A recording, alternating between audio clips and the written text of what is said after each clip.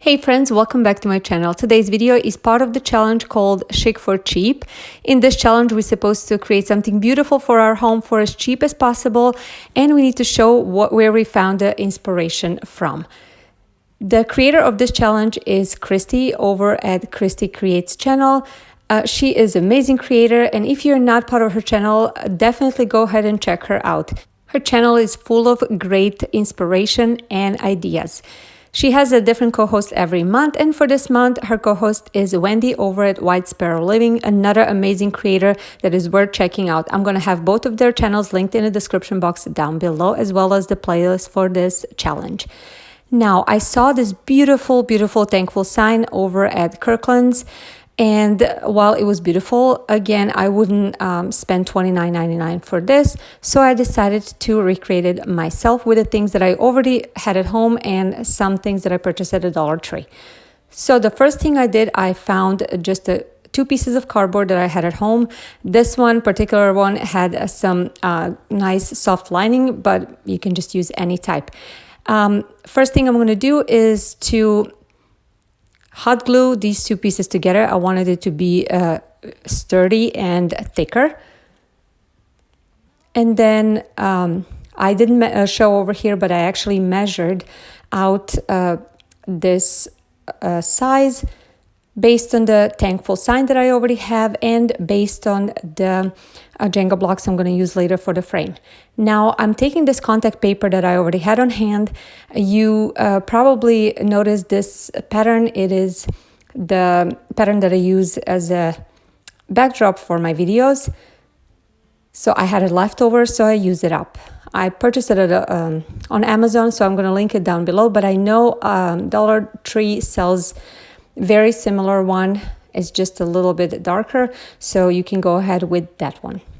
It is very easy to stick, as you can see. You just peel it off and stick it right on. And I was not worried if it's completely perfect.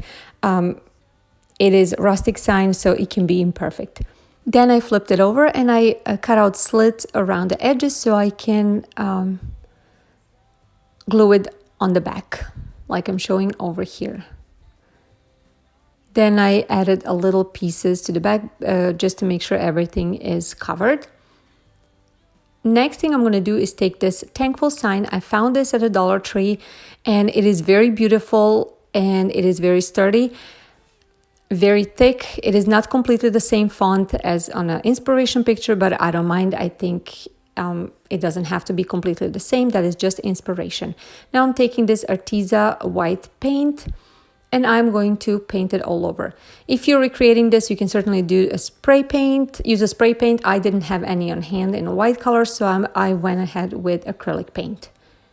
I left this to dry completely, and then I took my sanding paper and I sanded the edges. I kind of thought it would look a little bit better if I sand the edges, just because it is completely white. I thought if the edges are sanded and made look a little bit rustic and used up, it will look better. Next, I'm taking my cardboard sign that I created and I'm gonna hot glue this thankful sign on the top of it. And I apologize, this sign is the same as my backdrop, so hopefully you'll see what I'm doing. But before we continue, I want to introduce myself and my channel. I'm Jelena, stay-at-home mom of 2 kids, and I absolutely love creating DIYs. It is my passion, and I love creating beautiful things for my home on a budget. And if that's something that interests you, I would like for you to look around my channel and just watch my other videos, and hopefully you like them enough to stick around and subscribe to my channel. Also, if you're on a social media, make sure to look for me. I am on Instagram, Pinterest, and Facebook. I would love to connect with you. And now let's go and continue with my project. So next thing, I'm going to take these Jenga blocks that came from the Dollar Tree. In this package, they were 2 different colors, but that's okay. I'm going to paint them later. So I'm putting them over here, making sure they all fit. I'm going to have to cut off 2 of the wooden ones, the ones that are wood color. And after cutting them with my miter saw, I just sand them a little bit. And since they are a different color, I'm gonna use this just brown acrylic paint to paint them. It is the closest color I had to the brown pieces of Jenga blocks that came in a package. While they were drying, I went ahead and got my Waverly chalk pen in a color mineral, and I dry brushed the brown ones that already came in a package as brown. And after that, I'm gonna go over and do the same thing with the ones that I painted. Again, the sign has a white frame. I went ahead and decided to go with the brown one just because the whole sign is light and I wanted that contrast. Next, I am hot gluing these pieces together, as you can see over here, and I'm gonna do with all of them all the way around, and I'm gonna attach them to my cardboard piece or cardboard sign.